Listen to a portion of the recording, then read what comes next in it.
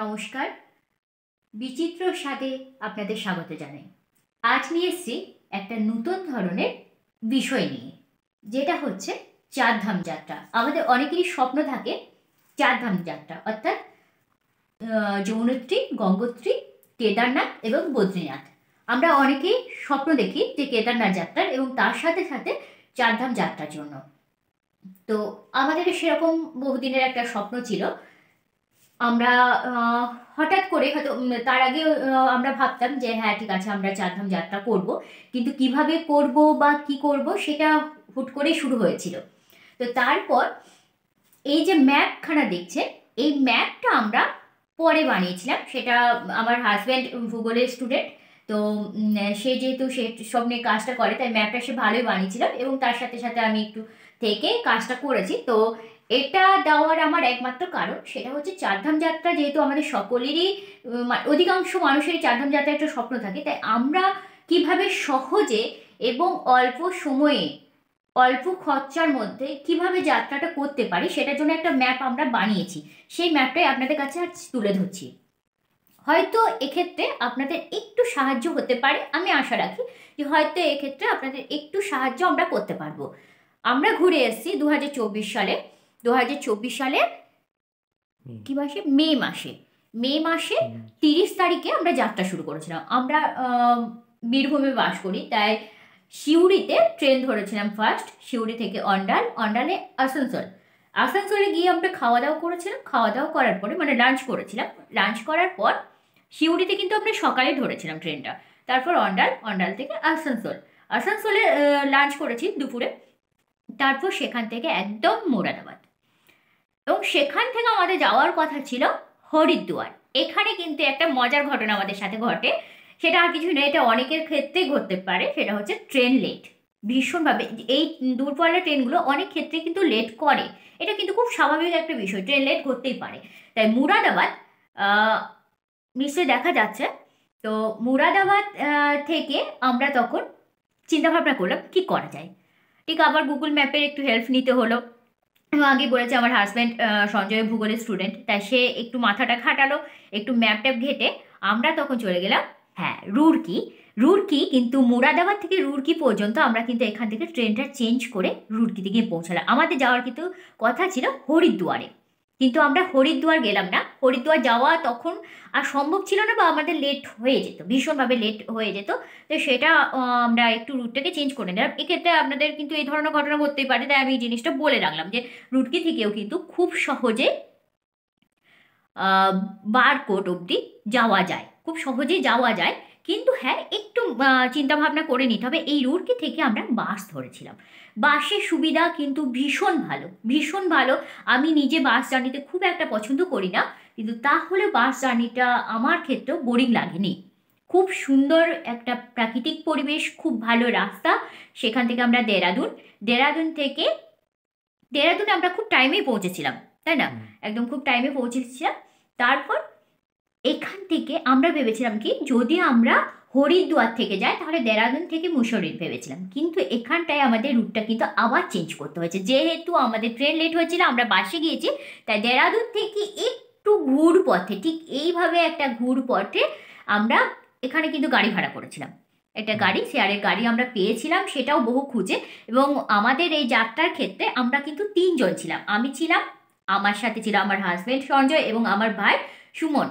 তো সুমন কিন্তু মুম্বাই থেকে ফিরে এসেছিল এবং সে অন্য রুটে এসেছিল, মুম্বাই থেকে হরিদ্বার, সেটা আমি অন্য কোনো দিন বলে দেবো। হরিদ্বারে এসে কিন্তু ও আমাদের জন্য ওয়েট করেছিল। আমরা তারপর ওকে বললাম তুমি দেরাদুনে গিয়ে পৌঁছাও। তো যথারীতি ওর সাথে গিয়ে মিট করলাম দেরাদুনে, এবং সেখান থেকে রুটটা আমরা চেঞ্জ করে পুরো মসৌরি আর গেলাম না। ওখান থেকে রুটটা চেঞ্জ করে একদম সোজা গিয়ে পৌঁছালাম বারকোটে। শেয়ার গাড়িতে করে আমরা বারকোটে গিয়ে পৌঁছেছিলাম। তো বারকোটে গিয়েও আমাদের হয়তো আমরা যেহেতু যাওয়ার জন্য এতটাই ব্যাকুল ছিলাম, এবং সেই হিসেবে রাস্তা এবং যাত্রা দুটোই আমাদের কিছুটা হলেও সাথ দিয়েছিল। ওখানে আমাদের কিছু ভালো মানুষের সাথে পরিচয় ঘটেছিল, সেটা আমরা পরে বলবো। পরের ভিডিওতে আমরা চেষ্টা করছি সমস্ত ভিডিও আপনাদের কাছে তুলে ধরার। তো আমরা বারকোটে গিয়ে পৌঁছেছিলাম। তো সেখান থেকে কিছু ভালো মানুষদের সাথে, এবং ওখানকার লোকাল মানুষ ওনারা, তো ওনাদের সাথে পরিচয় হওয়ায় এই বারকোট থেকে আমরা রাত্রে গিয়ে পৌঁছালাম রামচট্টি। আমাদের যাওয়ার কথা ছিল কিন্তু জানকী চট্টিতে। আমাদের ইচ্ছে ছিল আমরা গিয়ে পৌঁছাবো, এখানে দেখতে পাচ্ছেন জানকী চট্টি। জানকী চট্টি থেকে যমুনাত্রী কিন্তু 6 কিলোমিটার। তো আমাদের প্রথমে যাওয়ার ইচ্ছে ছিল আমরা গিয়ে একদম পৌঁছাবো জানকী চট্টি, ওখানে গিয়ে রাতে স্টে করব। কিন্তু যেহেতু অনেকটা রাত হয়ে গেছিলো এবং পাহাড়ি রাস্তা এবং ভয়ঙ্কর সুন্দর রাস্তাও বলা চলে, ভয়ঙ্কর রাস্তাও বলা চলে, দু সাইডে কিন্তু খাদ, যে কোনো সময় গাড়ি কিন্তু খাদে পড়ে যেতে পারে। অত রাতে যাওয়াটা সম্ভব হয় না। কিন্তু আমরা যেহেতু বললাম যে একজন ভালো মানুষের সঙ্গ পেয়েছিলাম, তারা লোকাল, তারা আমাদের সাহায্য করেছিল এই রামচট্টিতে গিয়ে থাকার, এবং সেখানে খাওয়া দাওয়া ভীষণ ভালো, সেখানে রুমও ভীষণ সুন্দর। আপনারাও চাইলে রামচট্টিতে গিয়ে থাকতে পারেন। এবং সেখান থেকে জানকী চট্টি খুব কাছে, খুবই কাছে, কয়েক কিলোমিটার রাস্তা, 1 থেকে 2 কিলোমিটারের রাস্তা, 1 থেকে 2 কিলোমিটারের রাস্তা আছে জানকী চট্টি। তো এই জানকী চট্টিতে গিয়ে আমরা পরের দিন মানে আমরা 31 তারিখে পৌঁছেছিলাম রামচট্টিতে। তো 31 তারিখে রাতে, তো তার কয়েক ঘন্টার পরেই আর কি, মানে 1-2 ঘন্টা পরেই 1 তারিখ হয়ে গেছে, এরকম একটা টাইমে গিয়ে আমরা পৌঁছেছিলাম। সেখানে গিয়ে খাওয়া দাওয়া করি, ভীষণ ভালো সেখানে খাওয়া দাওয়া। তো তারপর আমরা সকালে আমরা যে গাড়িতে করে এসেছিলাম, আমরা বললাম যে একটা ভালো সাথী আমরা পেয়েছিলাম রাস্তায়। তো সেই যে গাড়িতে আমরা রামচট্টি পর্যন্ত এসেছিলাম, সেই গাড়ির সাথে আমাদের যোগাযোগ ছিল। তো সেই গাড়ি কিন্তু আমাদের পৌঁছে দেয় জানকী চট্টিতে।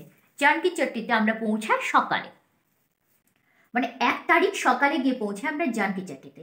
জানকী চট্টি থেকে আমরা হাঁটা শুরু করি। এখানে দেখা যাচ্ছে জানকী চট্টি থেকে যমুনোত্রী হচ্ছে 6 কিলোমিটার, 6 কিলোমিটার। কিন্তু পাহাড়ি রাস্তায় 6 কিলোমিটার যে কত কিলোমিটার হতে পারে সেটা আমাদের ধারণার বাইরে ছিল, কারণ ভীষণ খাড়া রাস্তা, ভীষণই খাড়া রাস্তা। এই জানকী চট্টি থেকে যমুনোত্রী ভীষণ খাড়া, মাঝে মাঝে সিঁড়ি ভাঙা ভাঙা। এবং কেদারনাথে আমরা গেছি, কেদারনাথের রাস্তাটা অতটাও খাড়া নয়, কিন্তু জানকী চট্টি থেকে যমুনোত্রীর রাস্তা কিন্তু অনেকটাই খাড়া। আমাদের যেতে সময় লেগেছিল 3.5 ঘন্টার মতো, কিন্তু আমাদের ওই ওপরে যমুনোত্রীতে পৌঁছাতে সময় লেগে গেছিলো 3.5 ঘন্টা। এবং নামতে কিন্তু সময় লেগেছিল অনেকটা কম, তখন রাস্তাগুলো আমাদের ক্ষেত্রে পরিচিত হয়ে গেছিলো, আর অতটা কষ্ট হয়নি। আমার ক্ষেত্রে, ওঠার ক্ষেত্রে কিন্তু ভীষণ কষ্টকর একটা, তবে হ্যাঁ আনন্দ আছে। হ্যাঁ, 1.5 ঘন্টার মধ্যে আমরা নেমে গেছিলাম, কিন্তু যাওয়াটার মধ্যে যে আনন্দ আছে সেটা অকল্পনীয়। ভীষণ সুন্দর পরিবেশ, মানে ওখান থেকে আমরা যমুনা নদীকে আমরা দেখতে পাচ্ছি, পুরো ঝর্ণার মতো করে পাহাড়ের গা বেয়ে নামছে, এবং দু সাইডে গাছ, পাহাড়, অসাধারণ একটা পরিবেশ। যাই হোক, আমরা 1.5 ঘন্টার মধ্যে যমুনোত্রী থেকে আবার জানকী চট্টিতে নামি। তো যমুনোত্রীতে গিয়ে পুজো টুজো দিয়ে ওখানে আমরা স্নান করার মতো রিস্ক নিইনি, যদিও ওখানে জল গরম জল, কিন্তু যেহেতু ভিড়ভাড়টা, আমরা তো সিজন টাইমে গেছিলাম, 3 জনেরই ছুটির ব্যাপারটা থেকে যায়, তাই ওই সিজনেই যে সময় গেট খোলে যমুনোত্রী বা গঙ্গোত্রী বা কেদারনাথ যেটাই বলি না কেন, যে টাইমে গেটটা খোলে আমরা সেই টাইমে রেজিস্ট্রেশনটা করে গেছিলাম। রেজিস্ট্রেশনে ভীষণ চাপ থাকে সেই মুহূর্তে, তো সেই সব বাধা বিপত্তি কাটিয়ে আমরা গেছিলাম। তো সেই সময় ভিড়টাও ছিল, আমরা স্নান করি না, জাস্ট জলে টাচ করে সেখানে মাথায় নিয়ে ওখানে পুজো টুজো দিয়ে আমরা 1.5 ঘন্টার মধ্যে জানকী চট্টিতে ফিরে আসি। জানকী চট্টিতে ফেরার পর আমরা ঠিক করি যতটা তাড়াতাড়ি হয় আমরা আরও অনেকটা এগিয়ে যাব, কারণ হচ্ছে আমাদের যে যাত্রাটা সেটা কিন্তু খুব কম দিনের নয় বা খুব একটা সহজও নয়, কিন্তু আমাদের ইচ্ছে ছিল যতটা তাড়াতাড়ি সম্ভব আমরা পরবর্তী গন্তব্যের দিকে এগিয়ে যাব। তাই জানকী চট্টি থেকে আমরা গাড়ি ভাড়া করলাম, গাড়ি ভাড়া করে আবার ফিরে আসি বারকোটে। তখন মোটামুটি 3:30 তো পেরিয়েই গেছিল। আমরা ওখানে গিয়ে কিন্তু লাঞ্চ করি। লাঞ্চ করার পর আবার এখান থেকে একটা শেয়ারের গাড়ি আমরা ব্যবস্থা করি। শেয়ারের গাড়ি যে সবসময় খুব বেশি পাওয়া যায় তাও নয়, আবার কম পাওয়া যায় সেটাও নয়, সেটা টাইমের উপর ডিপেন্ড করে। তো আমরা যে টাইমটা পেয়েছিলাম, তো সেই টাইমে ওই 1-2টো গাড়ি ছিল, আবারও 1-2টো গাড়ির মধ্যে আমরা পেয়েছি। তো সেখান থেকে আমরা চেষ্টা করলাম যে যতটা সম্ভব আমরা এগিয়ে যাব। তো যাই হোক, ভগবানের আশীর্বাদও বলতে পারি, আর আমাদের চাহিদাটা এতটাই বেশি ছিল যে যে করে হোক পেতেই হবে, এই যে ব্যাপারটা থাকার জন্য আমরা বারকোট থেকে পুরো উত্তরকাশী পর্যন্ত কিন্তু গাড়িতে চলে আসি। আমরা উত্তরকাশীতে পৌঁছালাম। আমি এখানে কয়েকটা কথা আপনাদের সুবিধার্থে বলে দিই। আমি কিন্তু এখানে সব কিলোমিটারগুলো বলছি না, প্রত্যেকটা দেখবেন ব্যাকেটে দেওয়া আছে। এটা হচ্ছে 51 কিলোমিটার বা 92 কিলোমিটার, কোথায় থেকে কতটা সেটা কিন্তু আমাদের হিসেব করে করে ব্যাকেটে একটু আপনারা ভালোভাবে দেখলেই বুঝতে পারবেন যে এখানে প্রত্যেকটা কিলোমিটার কিন্তু আমরা দিয়ে রেখেছি কোথায় থেকে কতটা কিলোমিটার। যেমন বারকোট থেকে ধারাসুর পর্যন্ত হচ্ছে 61 কিলোমিটার এবং ধারাসুর থেকে উত্তরকাশী পর্যন্ত 32 কিলোমিটার। আমরা কিন্তু এই বারকোট থেকে উত্তরকাশী পর্যন্ত মানে টোটালটা কিন্তু আমরা চলে এসেছি, একটা শেয়ার গাড়িতেই চলে এসেছিলাম উত্তরকাশী পর্যন্ত। উত্তরকাশী এসে পৌঁছেছি আমরা 1 তারিখ।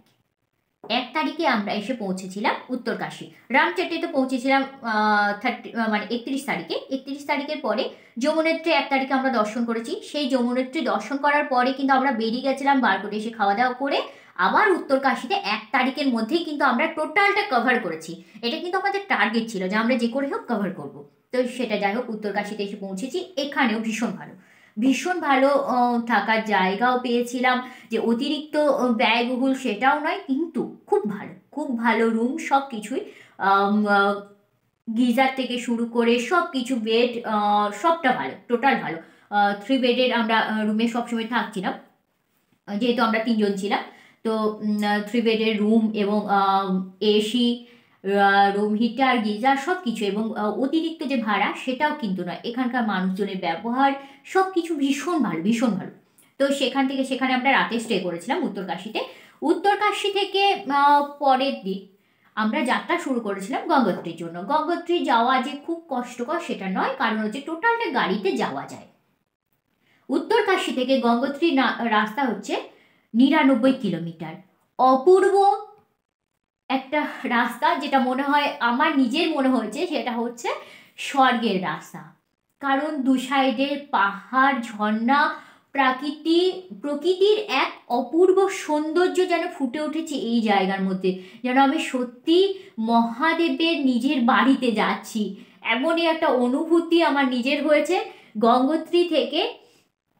মানে অদ্ভুত একটা রোমাঞ্চকর পরিবেশ, যেখানে থেকে গোমুখ যাওয়ার মানে আমাদের নিজেদের ইচ্ছে ডাকছিল যে এবার আর যা হচ্ছে হোক, আমাদের তো টাইম আছে, তাহলে একটু গোমুখ থেকে ঘুরে আসবে, এরকম একটা ট্রেকিং এর স্বাদ জাগে। মানে আমরা প্রথমে যাত্রাটাই শুরু করছিলাম ট্রেকিং এবং প্রাকৃতিক সৌন্দর্য দর্শন, অবশ্যই ভগবান দর্শন তো অবশ্যই, সেটা তো আছেই। তো প্রাকৃতিক সৌন্দর্য উপভোগ করা এবং ট্রেকিংটা আমাদের কাছে অনেকটা চাহিদার একটা বিষয় ছিল, তাই আমরা গঙ্গোত্রীতে গিয়েও কিন্তু সেই আশা আমাদের পূর্ণ হয়েছে। এই যে যাত্রার মধ্যেও কিন্তু আমরা কিছু ভালো মানুষের সঙ্গ পেয়েছিলাম। সত্যি বলতে কি, উত্তরাখণ্ডে যে শুধু যে প্রাকৃতিক সৌন্দর্যই এত ভালো সেটাও কিন্তু নয়, ওখানকার মানুষজনও ভীষণ ভালো, ভীষণ ভালো। সেই সব মানুষদের জন্য কিন্তু আমরা যে এত তাড়াতাড়ি পৌঁছাতে পেরেছিলাম সেটার জন্য অনেকটা ভূমিকা ছিল সেখানকার মানুষদের। তারা কিন্তু আমাদের ভীষণভাবে হেল্প করেছিলেন, ভীষণভাবে হেল্প করেছিলেন। তো এই উত্তরকাশী থেকে গঙ্গোত্রী যাওয়ার জন্য কিছু মানুষের আমরা সাহায্য পেয়েছিলাম, যারা ভীষণভাবে আমাদের হেল্প করেছিলেন, আমাদের যাত্রার সাথী হয়েছিলেন। এবং মানে আমাদের সৌভাগ্যের বিষয়, একজন ভদ্রমহিলার সঙ্গে আমাদের পরিচয় হয়েছিলেন, যিনি ছিলেন এই গঙ্গোত্রীর গঙ্গা মায়ের যে মন্দির, সেই মন্দিরের পূজারী ওয়াইফ, স্ত্রী ছিলেন। তো তিনি আমাদের এখানে থাকার বন্দোবস্তটা তিনি অনেকটাই সাহায্য করেছিলেন থাকতে। তো ওখানেও আরও দুজন মানুষের সঙ্গে আমাদের পরিচয় হয়েছিলেন, যারা গোমুখ যাওয়ার জন্য ট্রেকিংয়ের জন্য যাত্রা করেছিলেন। তো সেই সব মানুষদের জন্য আমরা এখানে কিন্তু একটা ছোট্ট ট্রেকিং সেরে নিয়েছিলাম। সেটা হচ্ছে ওখান থেকে পাণ্ডব গুহা। পাণ্ডব গুহা কিন্তু গঙ্গোত্রী থেকে একটুখানি দূরে, খুব বেশি নয়, 2 কিলোমিটারের মতো। আসা যাওয়ার মধ্যে মোটামুটি 4.5 কিলোমিটারের মধ্যে সেটা কমপ্লিট হয়ে যায়। তো 2 কিলোমিটারের মতো সে পাণ্ডব গুহা আমরা দর্শন করে এসেছিলাম। ভীষণ ভালো প্রাকৃতিক পরিবেশ, এটা কোনো কথা হবে না যে প্রাকৃতিক পরিবেশ উপভোগ করার একটা খুব ভালো জায়গা। আমার বারবার মনে হয় আবারও যদি যাওয়ার সুযোগ পাই, তাহলে যদি আমি আবার গোমুখ যেতে পারি, তাহলে গঙ্গোত্রী আবার যাব। মানে গঙ্গোত্রীর যে প্রাকৃতিক সৌন্দর্য সেটা বোধহয় চিরটা কাল, মানে যতদিন বোধহয় আমরা বাঁচবো ততদিন এই সৌন্দর্যের মোহ থেকে বেরোতে পারবো না। এই যে গঙ্গোত্রীর যে সৌন্দর্য, উত্তরকাশী থেকে গঙ্গোত্রীর সৌন্দর্য বোধহয় সারা জীবনে ভোলার নয়।